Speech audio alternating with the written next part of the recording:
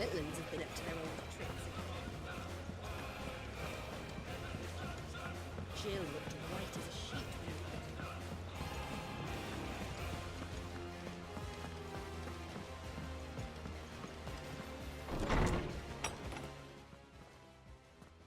Clive, where have you been? I've been wanting to ask you something about Torgal. Where did you get him, like, in the first place? My father brought him back from one of his expeditions into the Northern Territories. They were crossing a snowfield when they heard his cries, and, seeing no sign of his pack, they took him in. What do you reckon, Torms? It certainly adds weight to the theory. Clive, I believe that Torgal may be no mere hound, but a rare frostwolf, an animal native to the far northern reaches of Valisthea. In one of our oldest bestiaries, I found reference to a frostwolf who served as guardian to an ancient queen of the north. Such was his mastery over ether, he could cast magics on command. His name was Fenrir. Fenrir the Frostwolf.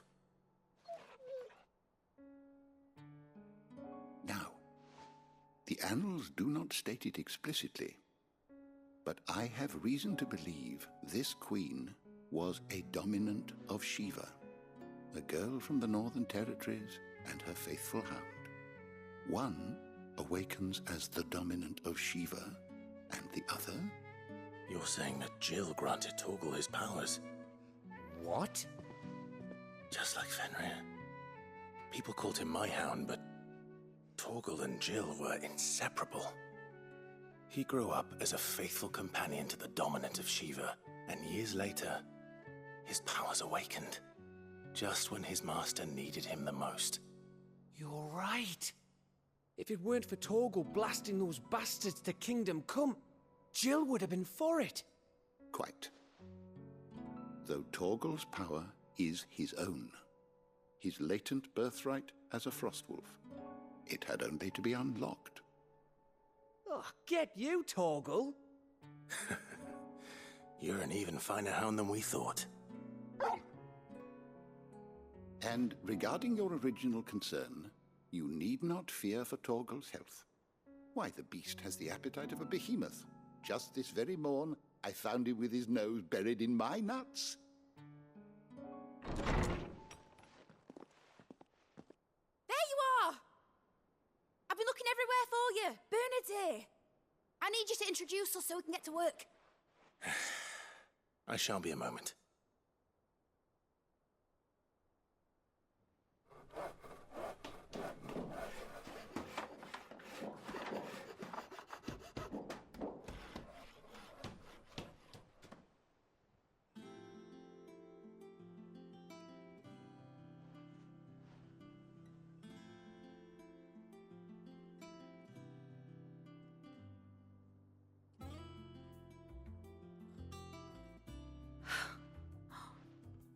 Isn't it brilliant? It is. Well, I couldn't have done it without you. You and everyone else. But I promise I'll pay you back. I'm gonna work my fingers to the bone for you lot, starting right now. Just you wait. I'll make wonders like this world's never seen. Then I look forward to seeing them.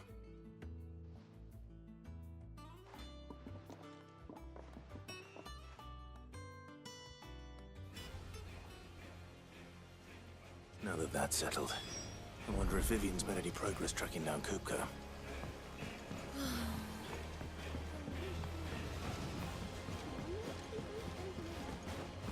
I think I'll wait till mid's away to take a tour of her dungeon.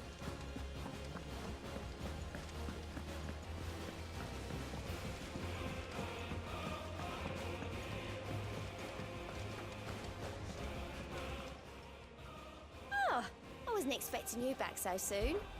Your benefactors are a generous lot.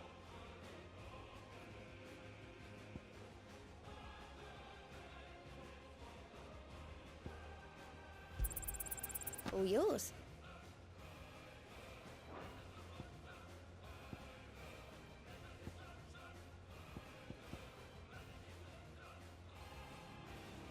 All done?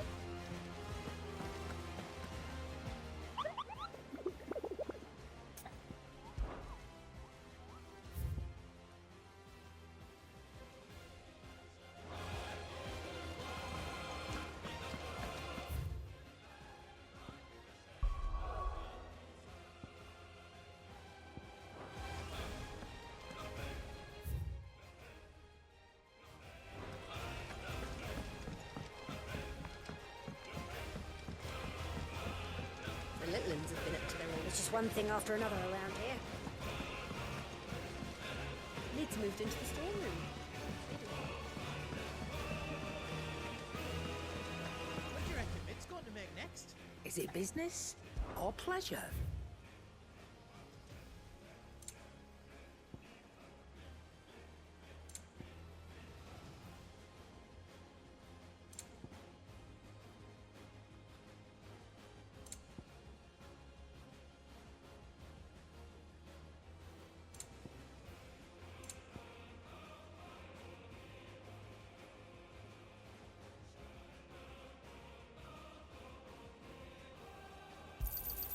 It'd better all be here.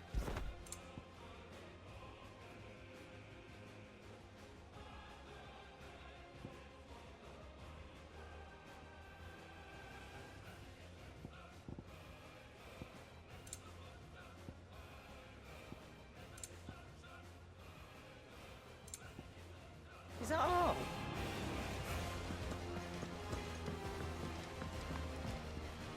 What do you need? What do you want?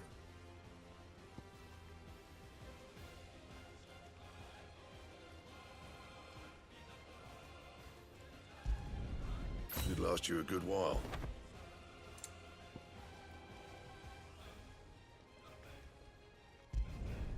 Not bad, if I do say so myself.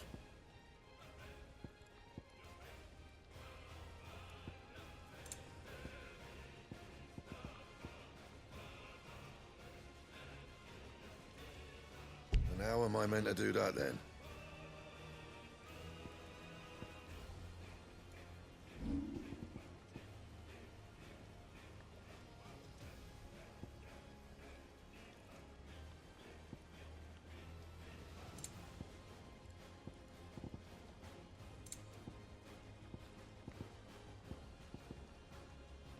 Anything else?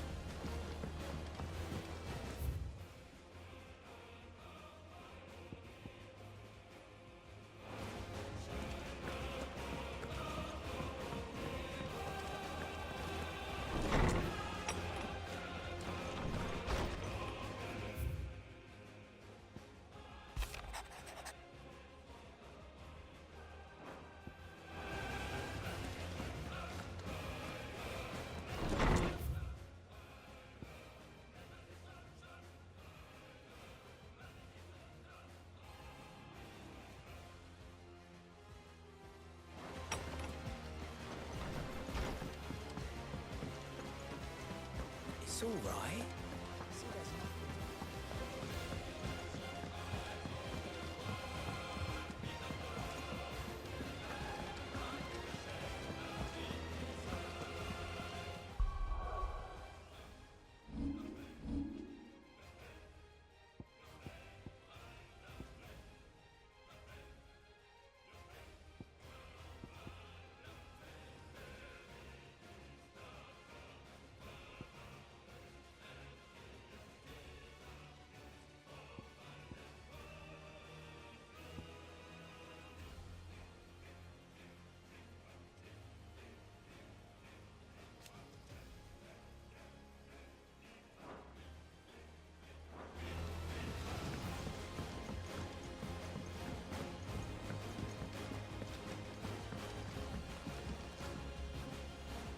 How goes the hunt for Kupka?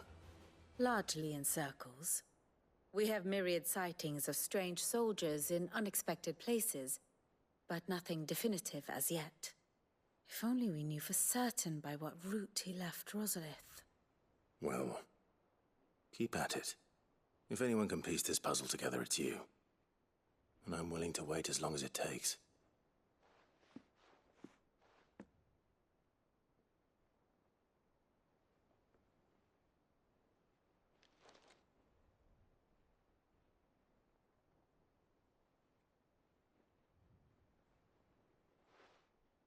What? Here? Would that be a problem? Do you know, Clive? I believe it a mercy that you didn't inherit your father's throne. Your poor people would surely live in fear of you. You have nothing to worry about on that front. I won't be claiming his crown. That is a relief. Clive, have you got a minute? We, have a guest. A guest?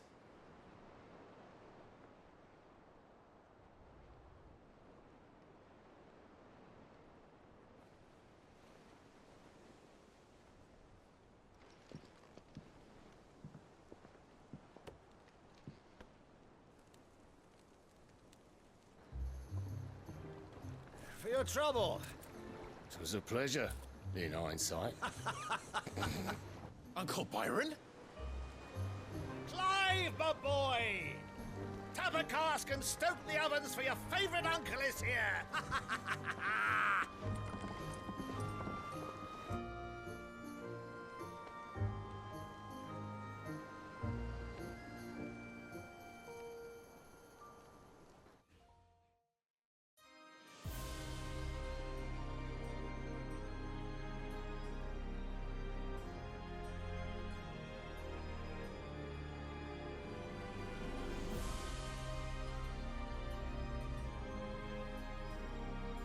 The Dalmekian government sues for peace.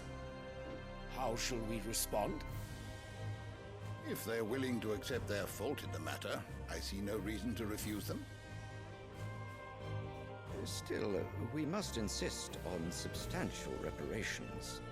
The Twinside stores are not as bottomless as reported. Aye, and we have many more mouths to feed. We shall just have to have the Dalmecs empty their treasuries for us.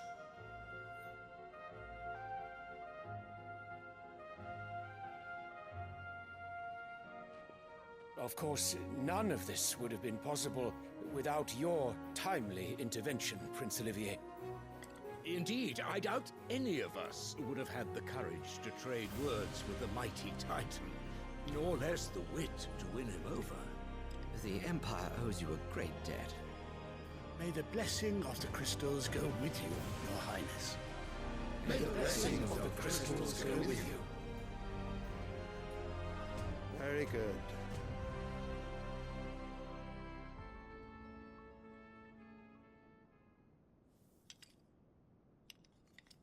Now, let us come to the question of precisely when the Dalmecs will withdraw their troops. Dion's fire could rid us of them in mere moments. The men of the Fist will not withdraw until a peace treaty is concluded. So let us keep the negotiations open, give them time to gather what gold and trinkets they can, and once they deliver that which we demand, what worth is a piece of parchment? Your Radiance, were Prince Dion to take the field, the enemy would surely send their own dominant to meet him. And while His Highness would of course prevail, there would be heavy losses on both. You need not fear Hugo Kupka. He is engaged on the Western Front. Even were the Dalmecs to send for him, he would not arrive in time. As much as I would enjoy witnessing a clash between Bahamut and Titan, it is not to be. And what of your subjects, Your Radiance? If the fighting spread to the city proper, the people would bear the brunt of it. There will be losses, it is true. Yet for every citizen who falls, another can be bred. For every home that burns, another can be built. The Empire will live on.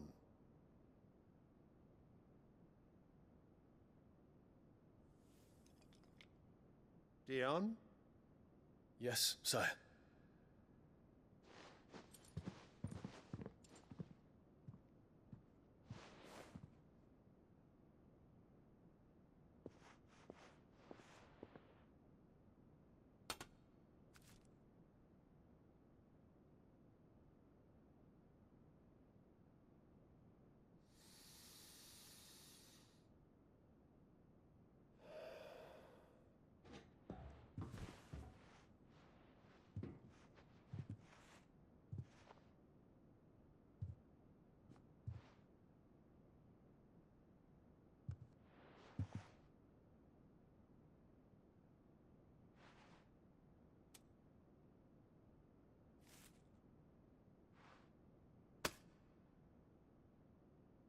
Prepare for battle.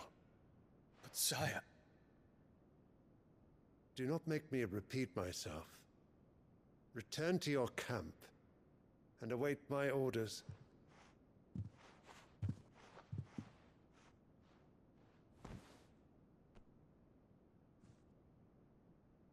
If that is your wish, Your Radiance, I shall depart at once.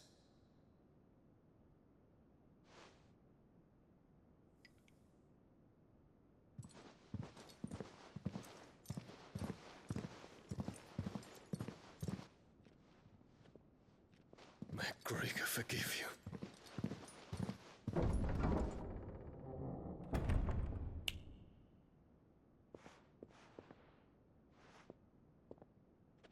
What do the astrologers augur? The stars are in agreement, Your Radiance. The shadow of treachery hangs over Prince Dion.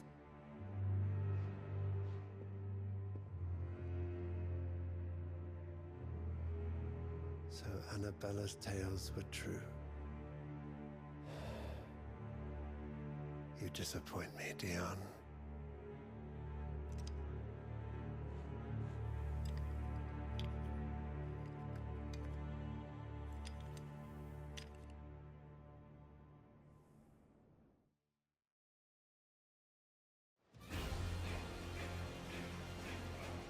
What on earth is Uncle Byron doing here?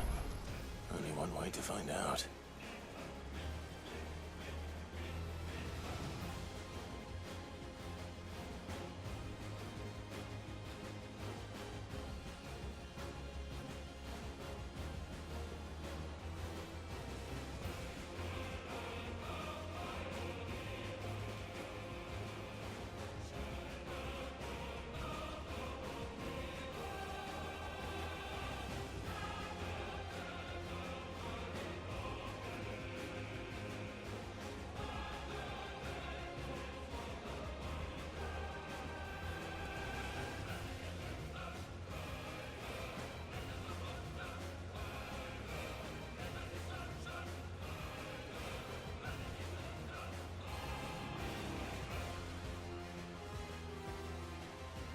Mid's finished outfitting her little workshop, I hear.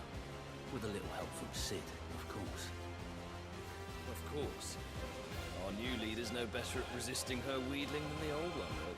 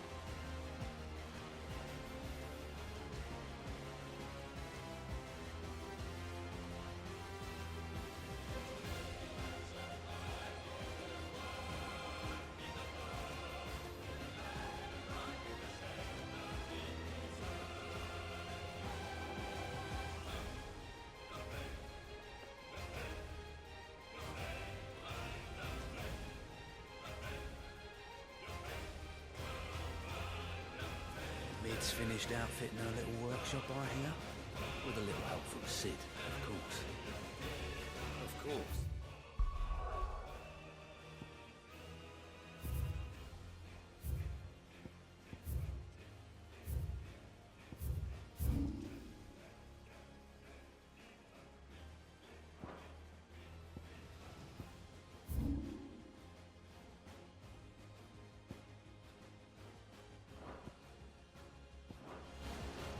new leader's no better at resisting her wheedling than the old one. The little ones have been up to their own. It's just one thing after another around here.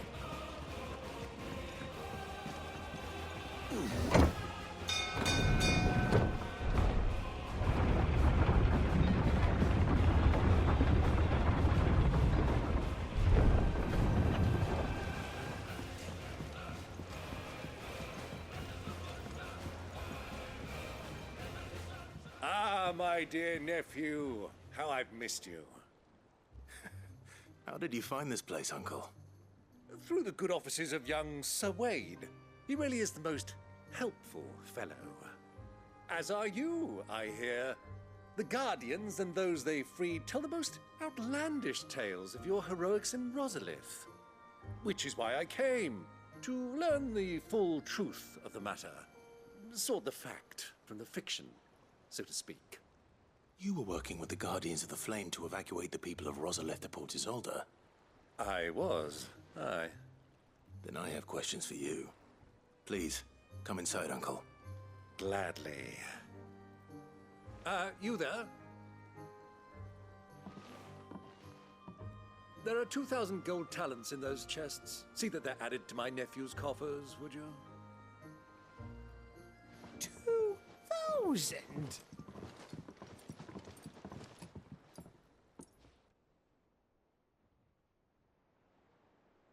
And I'm afraid that is all I know.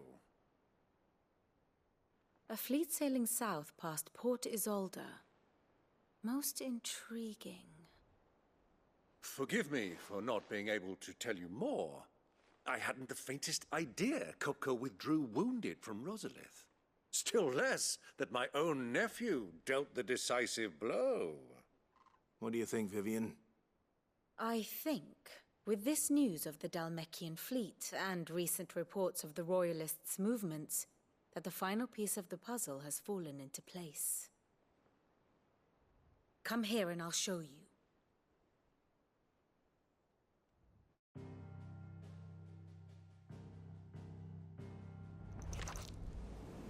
It is known that Kupka's forces entered Rosaria via its unguarded coast. So can the same be said of your visitors from Waloed? Certainly her Royal Navy is famed for the efficiency with which it bears her knights from one battlefield to the next.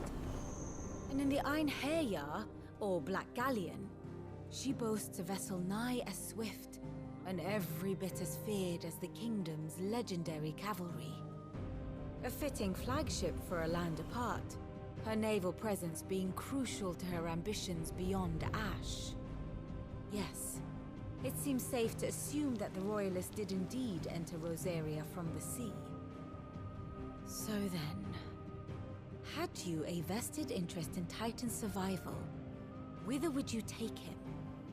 Why, home to Drake's Fang, a place rich enough in ether to conjure the magics needed to mend his hurts. But would that not entail an arduous voyage around the southern cape? Let us say that the Royalists did put ashore with a mind to spirit Kupka away from under your very nose. Could that truly have been their plan for him? To load him aboard one of the ships flying Republican colors sighted off the coast near Port Isolde. To spend weeks at sea, being tossed hither and yon by unforgiving waves, his life hanging in the balance. No. The journey would mean Titan's death, and Kupka's faithful creatures would not allow it. So what then was the plan of our Waloed friends? Reports suggest they made not for the coast, but for the desert. And by cutting through the Velcroy, a party traveling light would have Titan back in his bed days before a galley could lurch into port. To wit, it was the Royalists, not the Republicans, who effected Hugo Kupka's safe retreat. I would stake your life on it.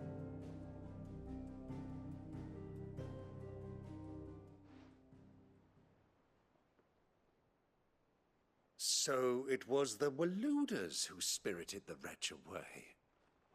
Now I think about it, there was something a little strange about the ships I saw. The men seemed almost crestfallen, as if in mourning. as if they believed, or were made to believe, that their master was dead. You have a keen mind, Lord Rosfield. And you have your answer. To find Kupka, you have merely to follow the Royalist trail across the Velcroy. It may well have gone cold by now, but as they say in the Republic, all roads lead to Drake's Fang. Allow me to accompany you part of the way. As luck would have it, I had intended to journey Canverward on business after visiting you here. The Fang would be but a short detour. I'd be glad of the company. Give me a moment to make ready. I need to tell my friends what we've learned. And where we're going. Very well, but be quick about it, my boy. Time waits for no man.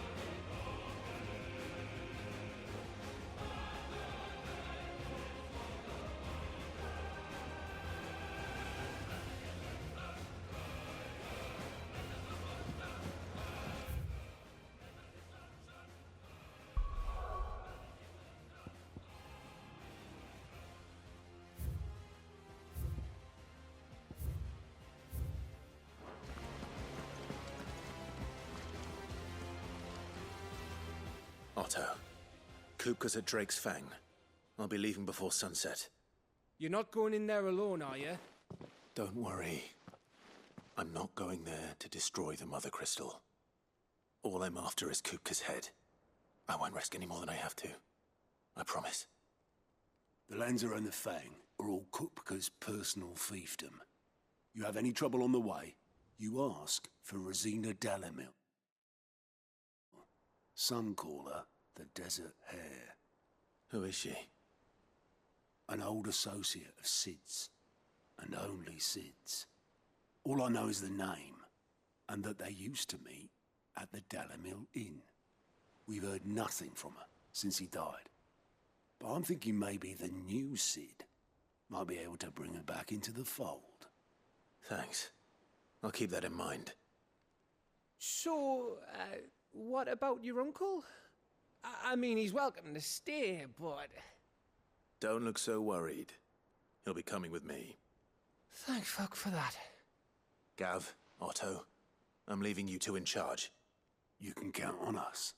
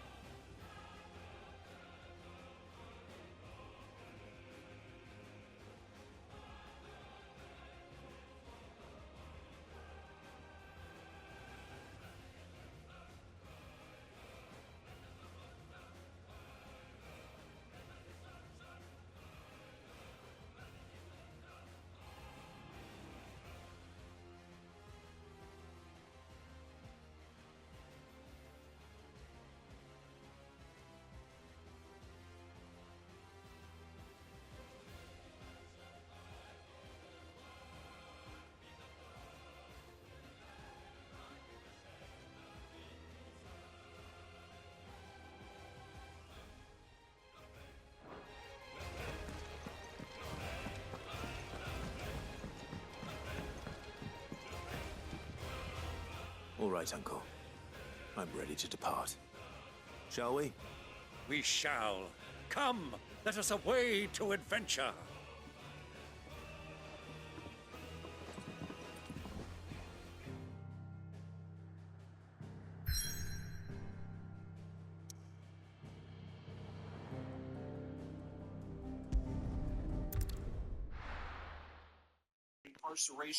I gotta see if I can buy elixirs.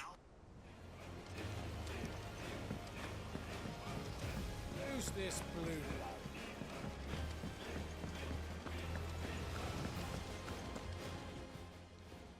Is it business or pleasure? Going purse weighing you down?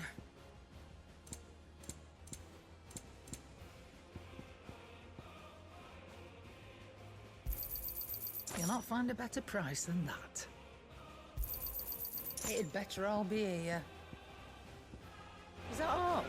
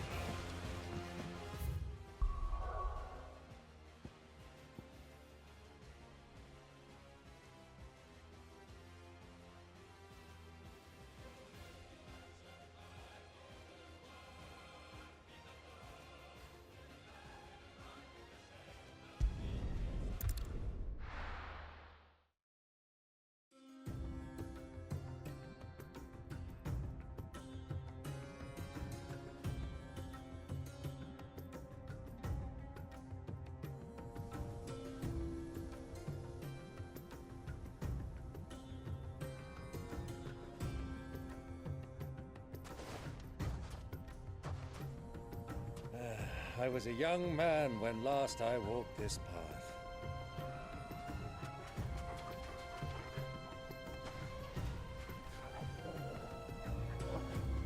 There's an old trading post not far from here. The road to Drake's Fang leads through it. The trading post it is.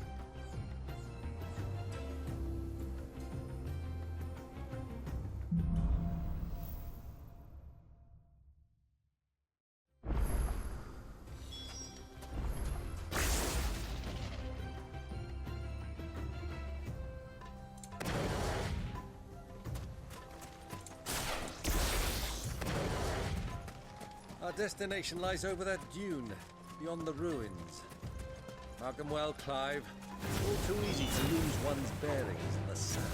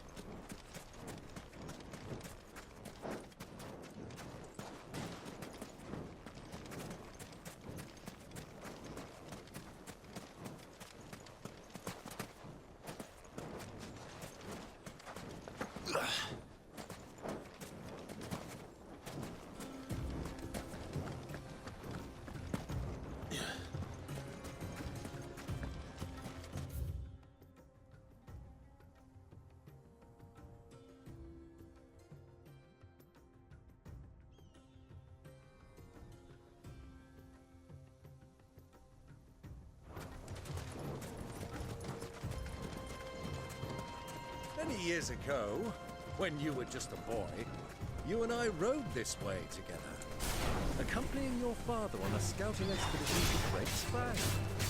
He let me come. I'm not surprised you don't remember. It was just before Joshua was born. We were so eager to be there, brother and I.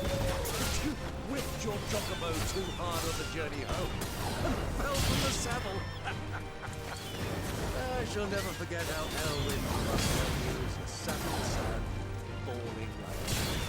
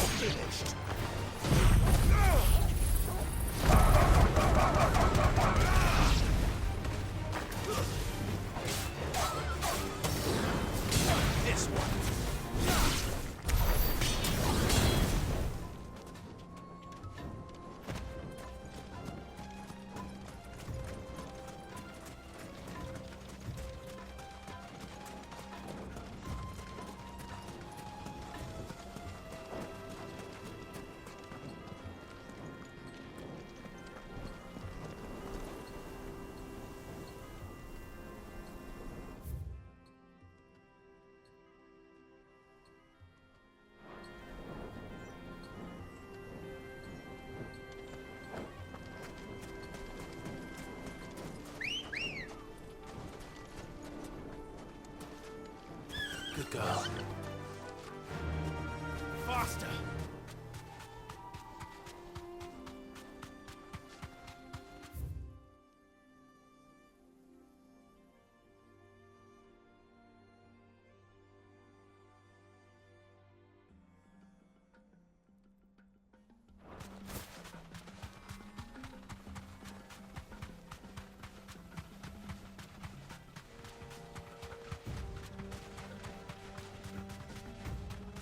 Easy does it.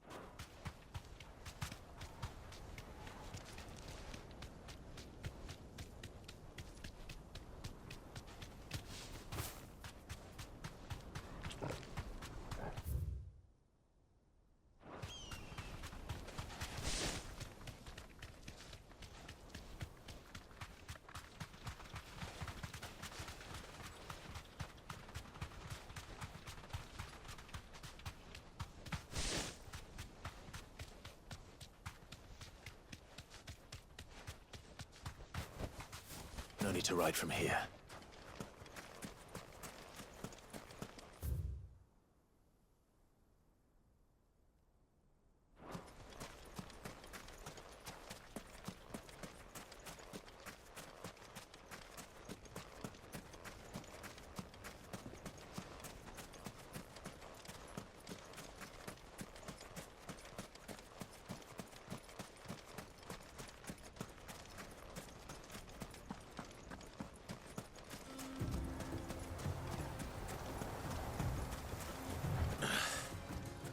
See a thing. Come, Clive! Let us turn back before we lose our way. Fly, Ambrosia.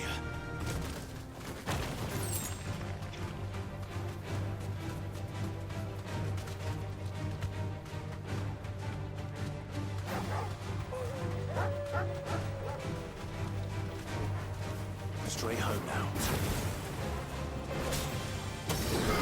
Over here!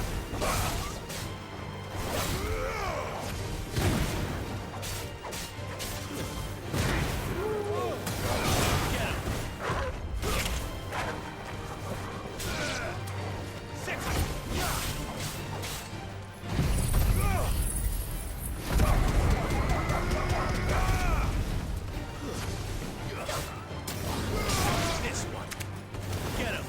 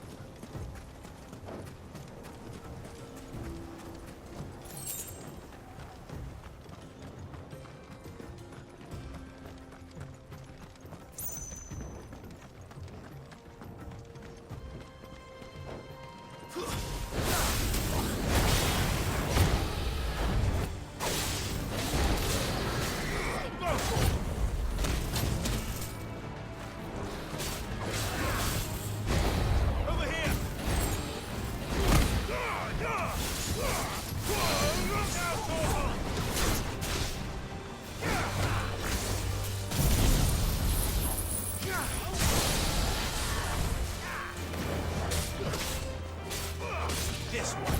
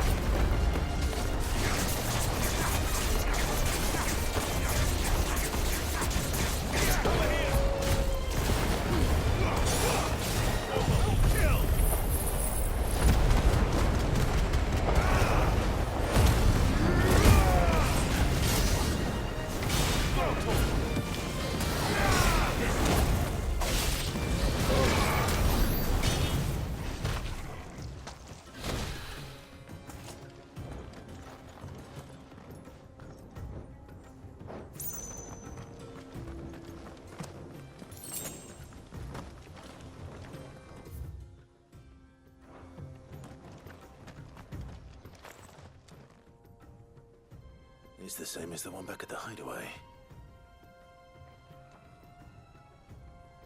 Doesn't seem to be working, though.